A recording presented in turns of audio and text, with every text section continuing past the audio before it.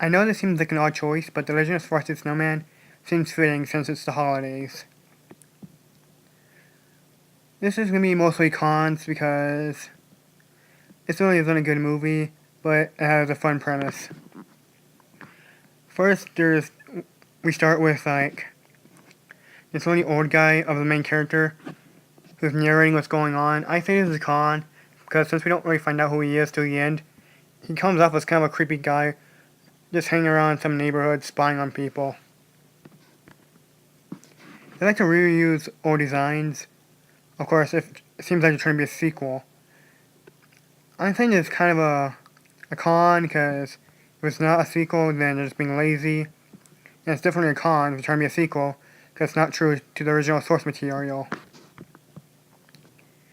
The father of the main character has an interesting origin. Even though it's not true to the source material, it's very interesting. Apparently he was one of the kids we saw earlier from the old designs. They want to give him apparently more of an arc here. I'm not sure if there's any much to say about him, other than I don't really get what he was trying to do.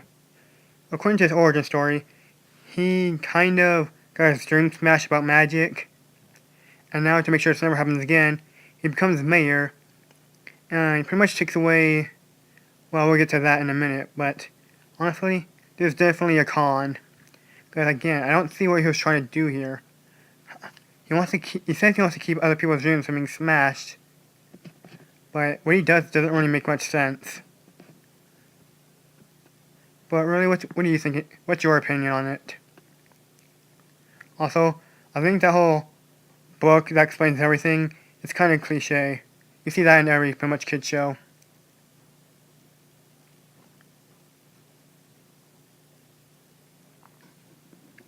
What he was trying to do is create this perfect town with no free thinking or anything.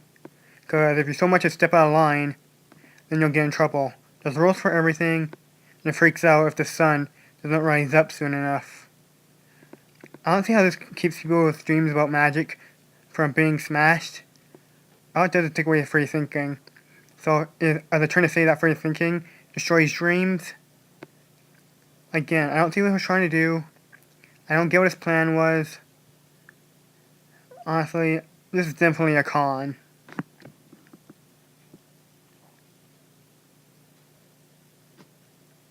Now for character designs.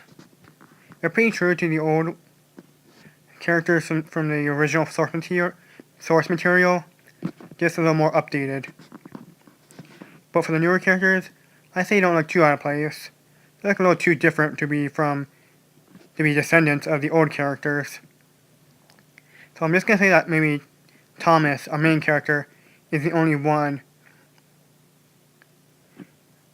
who's a descendant, because the others don't really look like the older characters.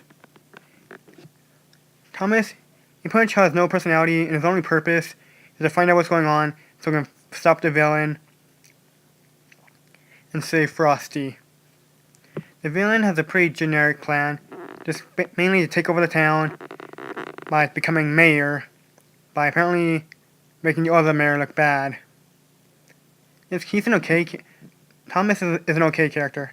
His future self narrating is an interesting idea, but again, he just comes off as a creepy guy spying on people.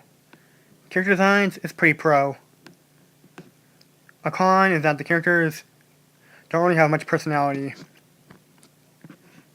All the characters mostly did is move the plot along. Nothing really in the way of character. Like his friend Willis. What was it, Walter? Can't really remember. Thomas's friend Walter, just like everyone else, he just exists to move the plot along. We get the idea what his mother's like. She's overprotective, but it doesn't really add to him. Just gives his mother more personality. And what's strange is how, despite being Thomas's friend, he never thought to introduce him to Frosty. Mainly to just keep Frosty to himself. Same goes for Thomas's love interest, Sarah. Just like Walter, she didn't really introduce Thomas to Frosty, even though she could have. It seems kind of cold for them, seeing as they're supposed to be friends, and one of them is Thomas's brother. I can't really get a good picture of him, but once I update this pros and cons, I think I'll find one of him. Sarah kind of has a personality, sort of a free spirit kind. Or rather, she's one of the only kids in town who's still free thinking. I just wish they did a little more on that. I'm going to give her a little more character development. And then there's Thomas's future self. Again, only exists due to the plot along. And I want to do more on the main villain. But like I said, he just exists just to take over the town. He's a generic villain. So a pro is the design, a con has got to be the characters.